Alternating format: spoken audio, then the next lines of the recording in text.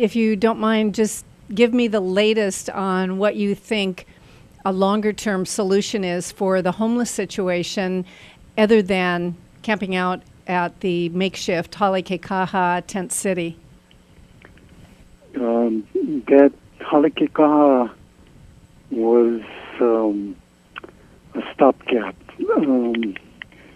temporary, in the sense that hopefully as space becomes available, we can move who's ever in the encampment over to more permanent type facilities.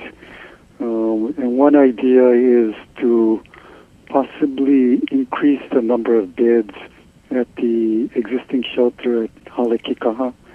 Right now there are 16 beds for men, single men, and 16 for single women. No. That would be the emergency shelter. I thought Halekekaha was the micro units.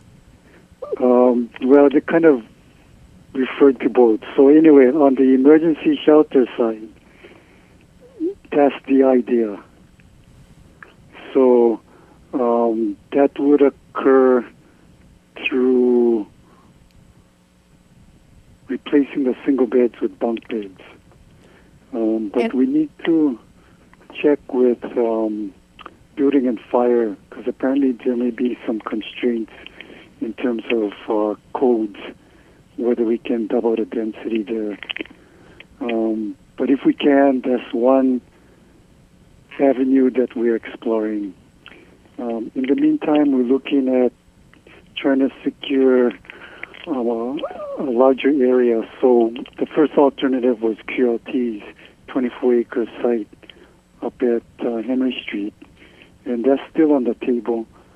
And we're going to do an immediate 5-acre license that we could go in quickly prior to closing on the exchange. So that's still in play, but we notified QLT that we want to put that on hold for now as we check out this other alternative that we just learned about in the past week or so. And that's the 270-acre Kamekona Project that Forest City was doing. And why is land suddenly possible there? What would that be all about? Just give me the lay of the land as you see it there. We learned that there's a falling out between Forest City and the state HHFDC, and that HHFDC did not have a clear path on their next steps. And so we saw that as an opportunity to step in or to partner with HHFDC. And so how much land would be involved to come to the county, and what would you envision doing with that land? Forest City had a great master plan. Are you familiar with it? Well, I'm familiar with the affordable housing that's up there. Yeah, that is kind of like the first phase one of that Kamekona project. The balance of the property is a master plan for mixed use, affordable housing, school sites, commercial. I can't recall the exact number of units they had planned, but it was a 201H project. That means that they went in and got county council resolution approval to exempt the project from county code standards. And in order to do that, they had to commit to at least 50% affordable housing. Okay, so you said at this point the state and Forest City have had a falling out. Does that mean Forest City is withdrawing from that project? Yeah. Okay. And that leaves the door open for all of those 260 acres for the county to do something? Possibly, but that master plan is very well done. So if the county takes over, we would look into just kind of continuing that master plan, implementing that master plan, unless there was something about it that caused for a city to drop out. But at this point, we don't have any kind of information like that. But that will be part of our due diligence, yeah. How soon do you see that plan being able to be implemented, meaning what you're talking about with the county taking over, meaning, and the main thing I'm interested in for sure right now is how soon do you think you could devote part of that to housing for these homeless folks? We looked at that master plan, and what we would try to do is just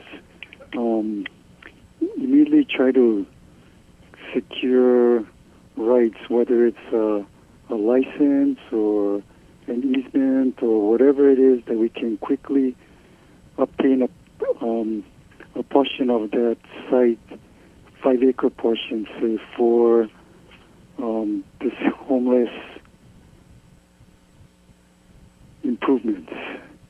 So it would start off immediately like an encampment, quickly go in, grade the area, put in as much facilities as we can as quickly as possible, which probably would be tents again. But in the meantime, to work on a master plan to put in more permanent facilities similar to the emergency shelter and the micro units. So anyway, the range. So it would be addressing all the different classes of the homeless, from the singles to the family, from the chronic homeless who need more support because of substance abuse and mental health issues, to those who just need a place to transition to their own rental housing. So using that 5 acres to eventually provide that range of housing for the homeless. Now, there were a lot of people down at Old Kona Airport, and I understand 17 of them, with great effort on the part of Hope Services, managed in just like 4 or 5 days to be accommodated in housing. And the county is accommodating 20 of them in the Halekikaha tent city, and that leaves 25 or more from Old Airport who were not given housing and are therefore probably somewhere in Kailua Village or Old Industrial or whatever. They're just hanging out on the streets. Is there an immediate plan to look at those specific individuals, or, as you said, just wait for the emergency shelter to perhaps be doubled up, et cetera, and use that as your way to accommodate those 25 or so? Yeah, well, Hope Services and whatever other partner social agencies are not stopping here. So whatever inventory they become aware of, we'll put out the word to those on the streets, and whoever qualifies, hopefully we can get them into the existing inventory. Yeah, so in the meantime, our best expedited course of action is to double the density at the shelter. So we're trying to move as quickly as it can to resolve what the questions are and how to address those code issues, if any. And then as soon as we hear back from HHFDC, if it's a no, then we'll jump back onto QLT and move quickly on a 5-acre license with them. But if it's a yes with HHFDC, then we'll try to move quickly with them on a 5-acre license or easement or whatever it takes. We're hoping that the 5-acre piece can be in place at the latest by the end of the year, but hopefully sooner.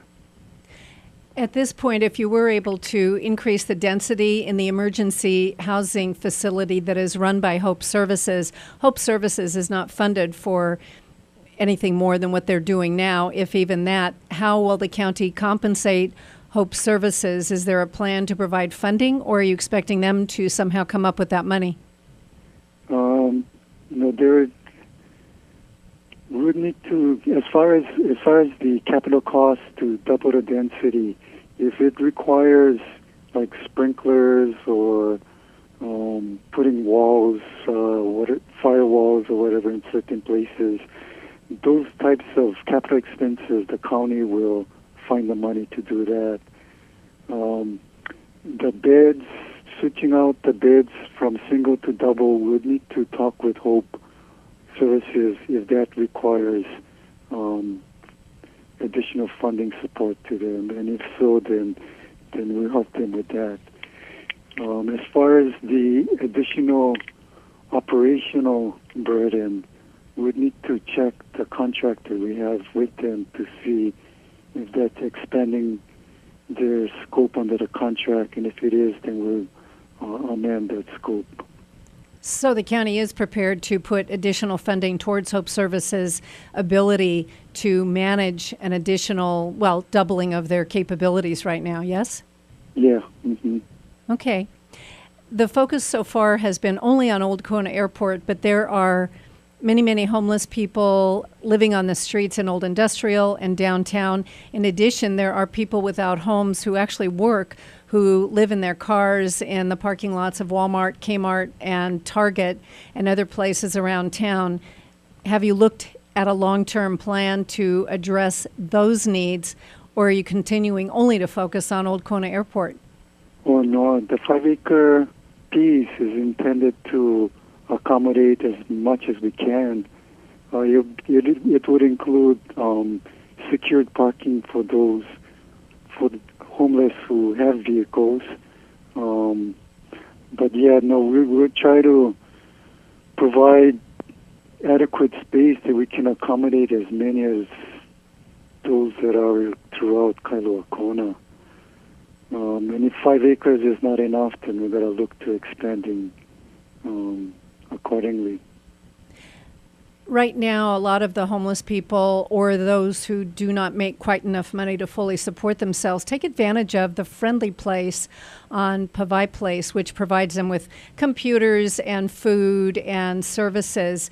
Would you be opening a similar place on this new 5-acre parcel, which will be quite a ways away from the Friendly Place, or are you expecting them to get to the Friendly Place if they need assistance? No, Lance is doing a great job on coordinating all the social services. So the social services support would include not only bringing the food there, but whatever counseling they need for jobs, medical, mental health, substance abuse will be provided there. And there'll be a space, hopefully, that people can come, like a gathering place, and charge their cell phones or just hang out. The whole idea is, that they're part of the community. So it's not to ostracize and isolate them and put them in a ghetto. It's to make it as comfortable and welcoming as we can while we give them assistance to help themselves. Roy Takemoto, is there anything else that you'd like to add that I have not asked you about? No, just to give credit where credit's due. It's a whole bunch of community people who have helped, offered to help, and still, have their offer out there that we haven't taken advantage of yet. Hope Services has done a great job. Lance is just going night and day on this, trying to do what he can. There's so many people that deserve credit here. Actually, I just have to second that motion. Lance Naimi is pretty terrific, I think. I really can see how hard he's working on it, and much of his heart is in this.